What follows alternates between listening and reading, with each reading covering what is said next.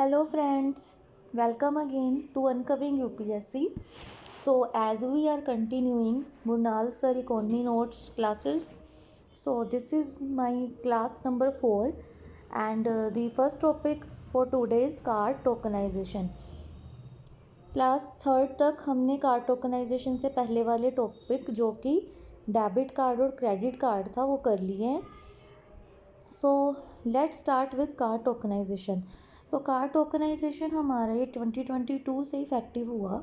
सो पिछले साल ये करंट अफेयर्स में भी था और वैसे भी इम्पोर्टेंट फीचर है हमारा फाइनेंशियली मतलब जो हमारा एक बैंकिंग रिलेटेड है. So let's read about this. सबसे पहले तो ये है कि टोकनाइजेशन होता क्या है. तो जैसे कि आप पहले एक एग्जांपल समझ लो.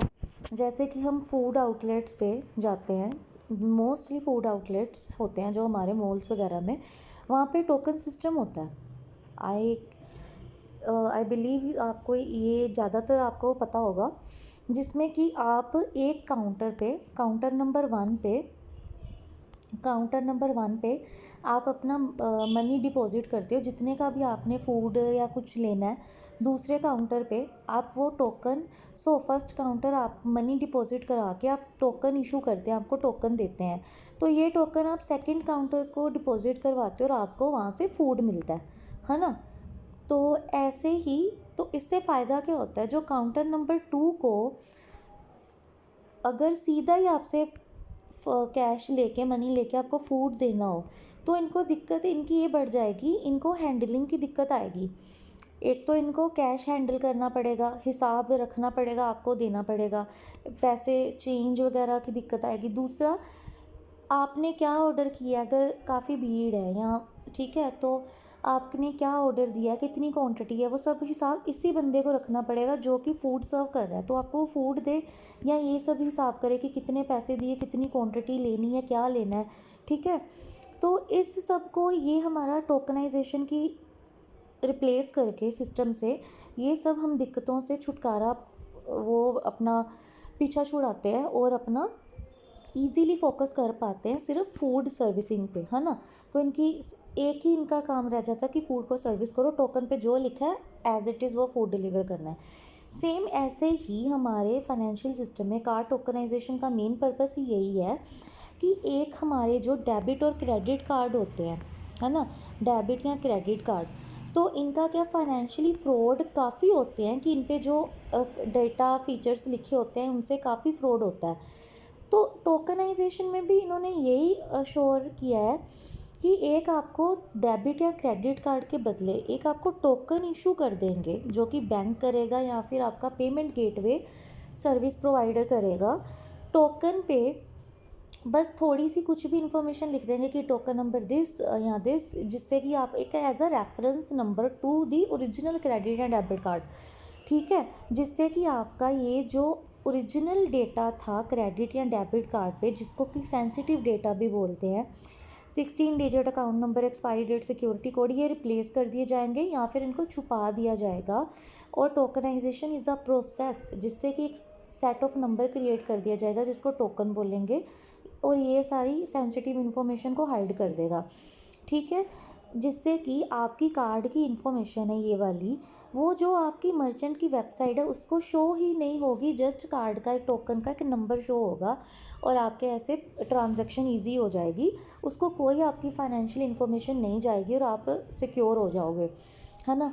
तो ये आप कैसे ले सकते हो, visiting card issuer banker, as I already said की जो अपने पेमेंट गेटवे उनसे वेबसाइट वगैरह उनसे ले सकते हैं, है ना. So this is all about our card tokenization. Let's move to another topic. So this is the flow chart I think for card tokenization, how it is work. Okay, तो ये देखो, इसमें ये आपका एक बेसिक मेन कार्ड है, original वाला primary card credit या डेबिट. इस पर ये इन्फॉर्मेशन लिखी होगी, कार्ड का नंबर, ये पिन वगैरह, पिन तो नहीं लिखी होती आई बिलीव, और ये नाम आपका, है ना. आप जब शॉपिंग करोगे अमेज़न से आपने शॉपिंग की, तो ये शॉपिंग वेबसाइट क्या करती हैं, आपका सारा डेटा अपनी वेबसाइट पे स्टोर कर लेती है ताकि हर बार आप शॉपिंग करो आपको सेम टाइप ना करना पड़े, वापस से डेटा इनको मत देना पड़े, तो आप फॉर योर कन्वीनियंस ये स्टोर करके रखते हैं। इससे क्या होता है, इनसे डेटा थर्ड पार्टी से हैंकर्स जो कि चुरा लेते हैं, सो आपको फाइनेंशियली फ्रॉड की दिक्कत हो जाएगी। सो कार्ड टोकनाइजेशन में हम क्या करेंगे, ये आपका ओरिजिनल वाला कार्ड, प्राइमरी कार्ड, इससे हम क्रिएट करेंगे फेक आईडी या एक reference to this original card, इससे हम एक फेक कार्ड बनाएंगे जिससे कि आपको ट्रांजैक्शन अब करने के लिए अमेज़न को ये वाले कार्ड का नंबर और डेटा देना पड़ेगा, जबकि ये वाला ओरिजिनल नहीं है, बट आपका ये वर्क करेगा। इससे क्या होगा, अगर ये हैंकर आपको ये डेटा ले भी लेंगे, चुरा भी लेंगे इन साइट से, पर आपको फाइनेंशियली फ्रॉड नहीं कर पाएंगे क्योंकि ये आपका ओरिजिनल डेटा था ही नहीं इस पर। So card tokenisation helps to prevent financial fraud. ठीक है, अब हमारा है CVC less transaction. Next topic is CVC less transaction. इसमें क्या है, लेट्स रीड।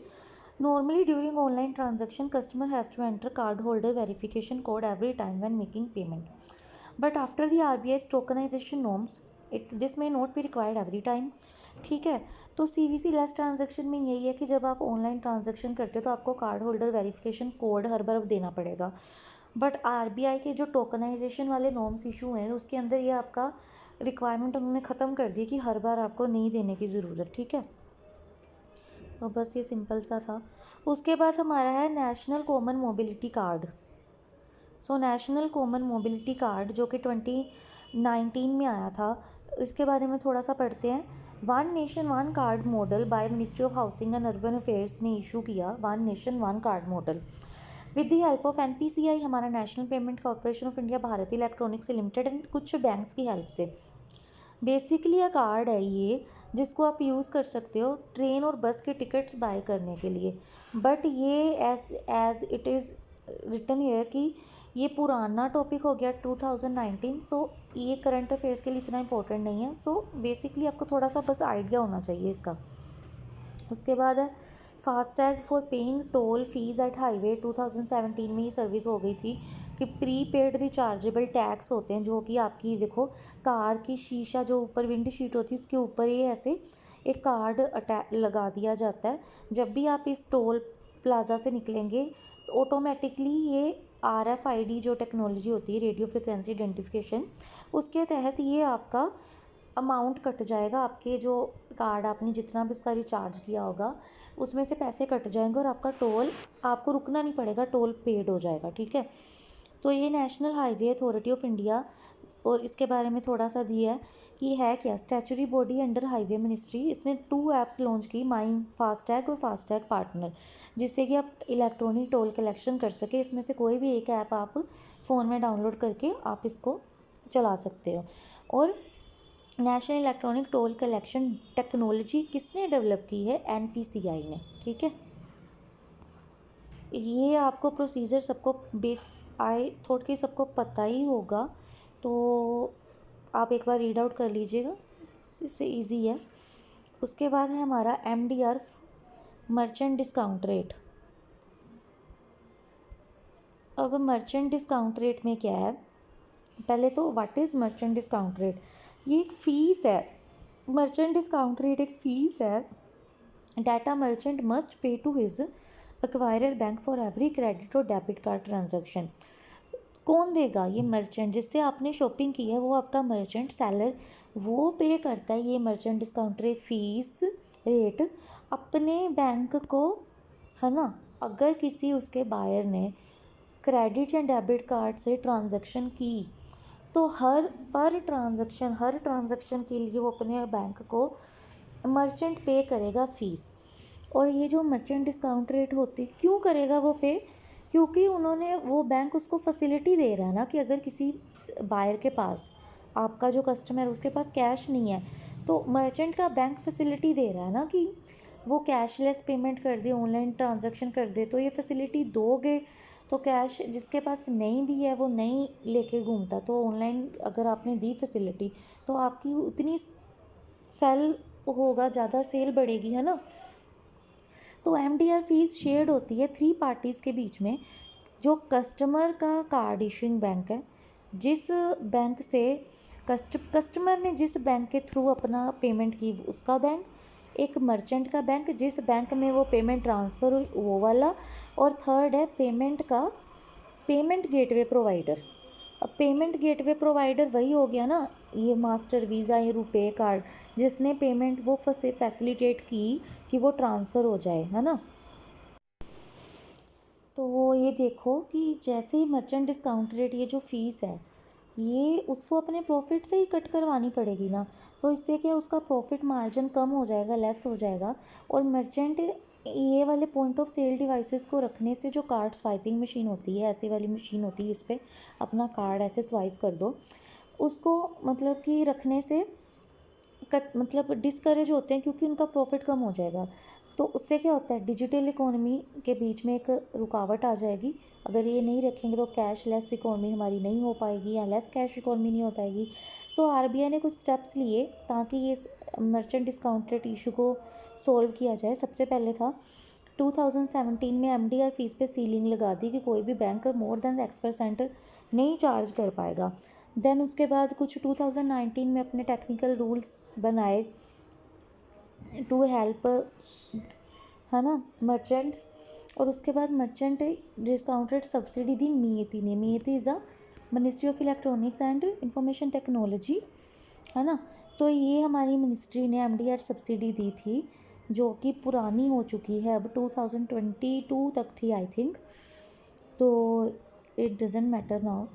तो ये हमारा मर्चेंट डिस्काउंट रेट का क्वेश्चन आया था प्री 18 में कि इसका एक्चुअल मीनिंग क्या है।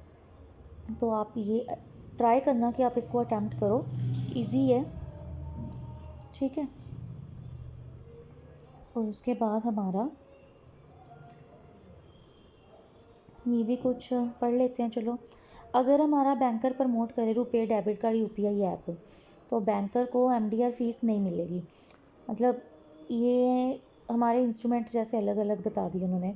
अब अगर आपने पेमेंट करनी है, आप किस किस चीज़ से पेमेंट कर सकते हो, स्वाइपिंग मशीन पे जिस पे मर्चेंट डिस्काउंट रेट कटेगा, यूपीआई से ऑनलाइन ट्रांसफ़र, डेबिट या क्रेडिट कार्ड, वो भी ऑनलाइन ही होता है पर वो डेबिट या क्रेडिट कार्ड की हेल्प से होता है, नोट यूपीआई, ठीक है। तो ये हमारे इंस्ट्रूमेंट। तो बैंकर अगर रुपे कार्ड या यूपीआई प्रमोट करेगी, आप इससे पेमेंट करो, एमडीआर फीस तो नहीं मिलेगी ना उसको, ठीक है। क्योंकि रुपे और डेबिट कार्ड हमारा इंडिया का है ना, तो इस पे आई थिंक कि हमें कुछ सब्सिडी मिलती है। तो बैंकर प्रमोट करते हैं master card, visa card and, ठीक है, कि जिससे कि उनको थोड़ा कमीशन मिले। तो मियती ने 2021 में क्या किया कि 2000 रुपये तक एमडीआर सब्सिडी दे दी मर्चेंट के बैंक को सब्सिडी दे दी ना, कि आपका जो लॉस है वो ये हमारी मिनिस्ट्री फुलफ़िल करेगी, आप फैसिलिटी प्रोवाइड करो, आप इसको प्रमोट करो, क्योंकि वो पहले प्रमोट ही नहीं कर रहे थे क्योंकि उनको फ़ायदा नहीं था। तो ये उनका लॉस ही अभी ये सब्सिडी के तहत पूरा होगा, ठीक है, जिससे कि डिजिटल इकोनॉमी हमारी इनकरेज हो रही है, ठीक है। और हमारा इंडियन रुपी पर, जैसे कि ये इंडियन रुपी को बोल रहे थे कि रुपी कार्ड को थोड़ा प्रमोट करो, तो बाहर के जो हमारे मास्टर का वीज़ा कार्ड, इन्होंने अपोज किया कि गवर्नमेंट अपने कार्ड को प्रिफरेंशियल ट्रीटमेंट दे रही है। सो ठीक है, I think I should stop hair. आपका ये एक खास टॉपिक हो गया है, कार्ड टोकनाइजेशन पढ़ लिया हमने, मर्चेंट डिस्काउंट रेट पढ़ लिया। सो we will meet again in our next class. So hope you like this video friends, and please share it and like it, subscribe, and thank you.